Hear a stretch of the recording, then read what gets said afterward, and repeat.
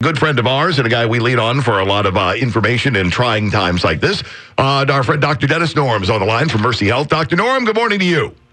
Good morning to you guys. Thanks for having me on. Oh, glad to have you on. Boy, some news over the weekend, Dr. Norem. You've got Dr. Anthony Fauci saying this corona outbreak could kill 100 to 200,000 Americans, and that's a pretty grim projection. And now the deadline for social distancing has been, stuck outward a little bit. Now we're down to the 30th of April on this. Yeah, that is a little disconcerting to hear those kind of numbers. But I think as physicians, you have to lay out kind of what could be the worst case scenario. I think that's what he's kind of suggesting, although I think he's asking people not to dwell on that.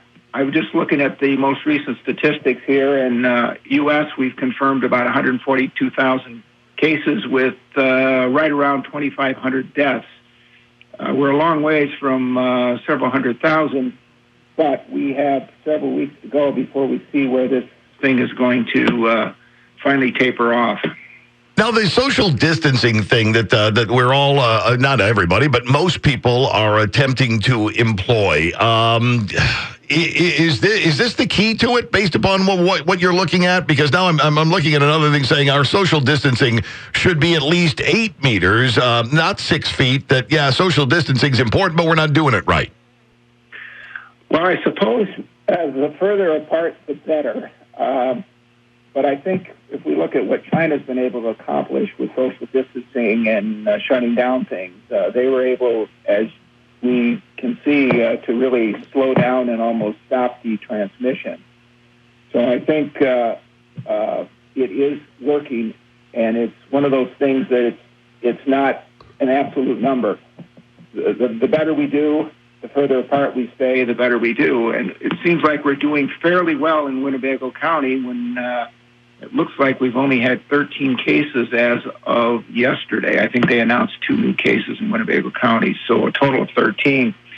And for a population area of some 350,000, and I think that's a fairly low number. Although, the worst may be yet to come, so we'll just have to watch that. We talk about spreading or social distancing, and this virus seems to be spreading faster and more aggressively than anything we've seen before. News out of the LA Times, a church choir decided to go ahead with rehearsal. No hugs, no handshakes. Everyone came with their own sheet music, avoided direct physical contact. No one was sneezing, no one was coughing. 3 weeks after choir practice, 45 of the 60 singers tested positive. Why is this so much more aggressively transmittable than other stuff we've seen? I think it's probably multiple factors. The virus itself is just more aggressive than the usual flu-type viruses we deal with. It spreads in droplets, and even if a person isn't sick, all of us tend to sneeze, cough, gag a little bit, even though we don't have illness, and it takes very little contact. And even though these people brought their own sheet music and tried to distance themselves, it's very difficult if we're not very vigilant to keep from contacting each other. And the other piece of it was the recommendation not to touch our faces. You know how difficult that is? Yes. Not to touch your face. I mean, my wife is yelling at me constantly. Don't do that. And as a physician, I know better, but it's just a reflex. And all there has to be is a few droplets here and there, and you touch a door handle, you touch a pew handle, you share a book, a sheet of music, and away it goes. One of the disconcerting things I heard over the weekend is the Cook County Jail. You may have heard this. There's 89 positive cases in the last few days. And that's going to spread like crazy in a confined place like that. Even if people try to avoid each other, and in a jail, how do you do that? Yeah, that's one place where social distancing cannot take place. I know. So it's certainly a unique situation in terms of infectivity and how contagious this virus is. Dr. Norem, all the stuff that you have been looking through, and I know you pour through all of this stuff on a regular basis. Have we come to a consensus on how long this sort of thing sticks around on surfaces? Because the information on that one has been wildly varying. You've seen things, a matter of hours. Then you've heard a couple of days. Then you got somebody going, up to a week or two, depending on what your surface is, porous or non-porous, a bag, a plastic bag. Is there anybody who's got this somewhat figured out how long this stays active on a surface? May I add an addendum to that question, too? A lot of times we hear, I've seen reports, there's a difference between the virus hanging on and the RNA version of the virus hanging on. Is there a difference between those two when we're talking about viruses living on surfaces for extended period of time? I'm not sure I can answer the second part of that question. The RNA is usually what we use to identify the virus, and a lot of the testing goes after the RNA. Many types of viruses have the ability to kind of hibernate, and I think that's why you're seeing these different numbers. Yeah, early on, it was sort of assumed that it was a 2-hour, 3-hour thing, and if you left the surface alone, you're fine and don't worry about it. But it appears that it may last on surfaces much longer than we initially thought. I don't think anybody has the definitive answer on that yet. And another thing we've seen a lot is everyone wants to do the best for their body. Everyone wants to stay as healthy as we can. We've heard some crazy things to do. We had the guy that wanted you to blow a hairdryer up your nose for 5 minutes. I saw yesterday people are boiling water every 2 hours and putting a towel over it and putting their head in there to kind of steam the nose. The idea is the virus can't live over a certain temperature. Any credence to these? Or are people wasting their time doing things like this? They're probably the hairdryer up the nose, I think, is clearly a waste of time. Now, steaming your sinuses and cleaning out your sinuses, maybe there's some benefit there, especially if a person has a history of some underlying sinusitis.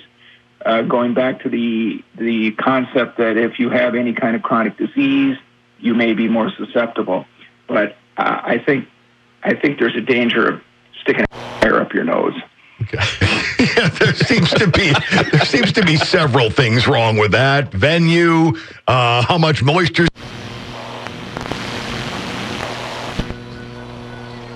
So yeah, let's avoid the hair dryers up the nose.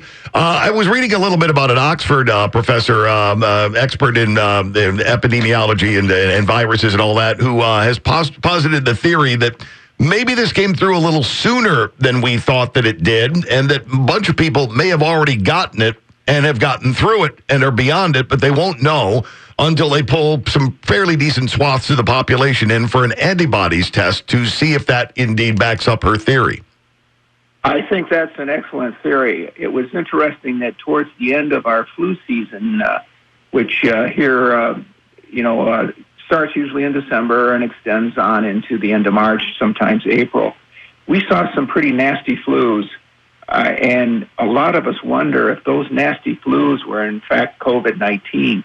Unfortunately, we don't have the availability to do the antibody testing on a wide ranging basis to know, but I think that is going to be a huge issue down the road if we can get that testing cranked up and see who's been exposed and who's already been through the COVID-19 and didn't even know it.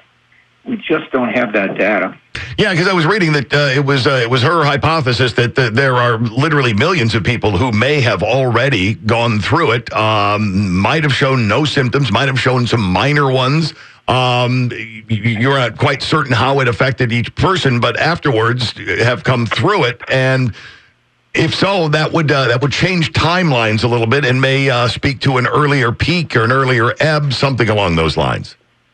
Yeah, absolutely. Actually, I have a scenario that hits home. My daughter called me about a month ago, maybe a little less than a month ago, and stated she had flu symptoms. Now, she works up in Anchorage, up in Alaska area, so she's a long ways away, and there really wasn't much discussion about COVID-19 at the time, and it sounded like she had the flu, headaches, fever, chills, and unfortunately, she forgot to get a flu shot this year, which I reminded her. I bet. Well, So next year she'll be getting the flu shot. So I just went ahead and treated her. And what was interesting is she started to get better, and then she kind of had a relapse. And then she made a comment to us that she lost her sense of taste and smell. Now, that's a little unusual for the flu. It's not impossible, but that seems to be one of the symptoms associated with COVID-19. So possibly she may have had a case of COVID-19. We just don't know. You mentioned the loss of taste and smell, or loss of taste, and what are the other maybe symptoms, just to reiterate for people, if you're starting to feel this, maybe this is the time to start contacting your doctor, maybe trying to schedule a test? Yeah, certainly fever, headache, muscle aches, I guess some nausea, diarrhea has been associated. Probably the worst flu that you've ever had. That's probably the best way I can put it. Dry cough, a respiratory illness, like flu-like symptoms. And then, of course, we've been trying to screen people by associating with travel, but that's kind of fallen by the wayside because we see all this community spread. And as I mentioned that, there is a good something called a symptom checker on the CDC website that people can run through that might be very helpful. You can put in your symptoms, and it can give you advice. And it's just on CDC Coronavirus Symptom Checker.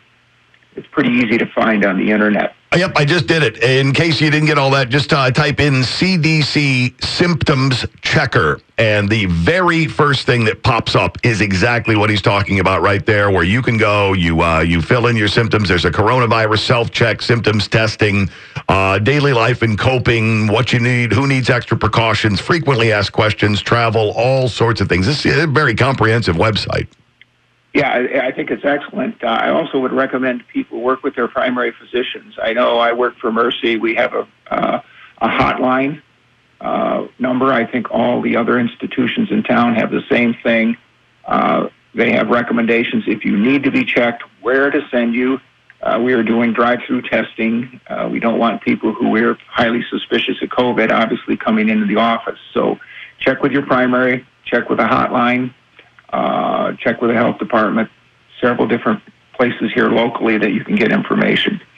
As speaking as a doctor, is getting more testing out there, is getting more and more people testing, is that the best way to fight this right now? Well, I think it's the best way for us to assess how we're doing, but we're still back to social distancing, washing your hands. I mean, wipes, sanitizing, making sure that if you have any concerns and you need to be isolated, make sure you go ahead and do that. I think the testing, if we had rapid testing, yes, it would be more helpful to identify who's has the illness and who doesn't. And how close are we to rapid testing, by the way? Well, it looks like they've approved at least a couple different companies for rapid testing. I think Abbott Labs just announced over the weekend they would have like something in the neighborhood of 50,000 tests ready to ship. So I think you're going to see some of that coming out this week. But then there's the whole distribution. How do you get that from their manufacturing out to the actual facilities that we have for the rapid testing? That would certainly be very helpful. Dr. Norem, you think once we get through this, and I firmly believe that we will, and we'll come out on the other side, how is this going to change things? I mean, because it's one of those things that when you read about numbers of the flu every year, that we can count on losing anywhere from 50 to 60,000 Americans due to the flu every single year, and we seem to take that in stride and get your flu shot, but it's going to happen. Has this sort of thing changed the way we look at the way things spread? Oh, I think it will. I think people will remember how this went. I don't think we're going to take flu quite as with this carelessly. Usual, what the heck? It's flu season. We know a few people are going to die. I'm not going to get my flu shot. I'm just amazed how many people decline flu shots. I think in the future people are going to get flu shots, and obviously when we get a vaccine, we are going to people are going to want to get the vaccine. And I think when flu season hits next year, this whole concern about what was flu, what was coronavirus, is going to get people motivated to do a much better job of dealing with this. Well, I'd look at that as being an ancillary benefit then. Yeah, a silver lining. Next flu season, when you tell people social distancing, we've all practiced it. We'll be good at it the next flu season. Would you predict flu cases actually dropping next year? Well, I would predict that the spread may drop. You just never know about flu seasons because of new viruses. The viruses tend to mutate, and we have years that are fairly mild, and we have years that are much, much worse. Remember the H1N1 back in 2009? Yep. So we could have a more aggressive flu season, but I think if we detect that early on, we're going to have we're much better equipped to deal with what appears to be a more aggressive flu or a new flu strain. So that will be a much, maybe not more mild, but will spread much more slowly if people will pay attention. You think the handshake is going to survive this? I don't know. Maybe not. We're all going to be elbow tapping, or we're going to come up with something new. Somebody, I'm sure, will come up with some new salute that'll be it'll be the 6-foot salute or the 8-meter salute or something. Yeah, I just get the idea of all the things that won't make it through this coronavirus thing. It's the handshake. It just seems that maybe, we've seen maybe the last of that. And like you said, we'll come up with it'll be the new elbow, fist, shoulder. It'll be the wave from a distance. We'll all memorize a little dance. Yeah, I think you're right. In fact, I think I should put you two guys in charge and come up with something. We got it. I like that. That's well within our skill set. No doubt about it. Dr. Dennis Norem, thank you very much for taking time out of what we know is always a busy day. And we invite you, as we always have, anytime. If there's anything you want to weigh in on, something new that we should know about or you'd like to share with us, we would love to hear from you. I will certainly keep that invitation open, and I'll be talking to you guys later. And stay safe. Will do. There's Dr. Dennis Norem from Mercy Health, my longtime doctor, Joe's doctor, our family's doctor. He's a guy we trust. I like him. He's a guy we trust.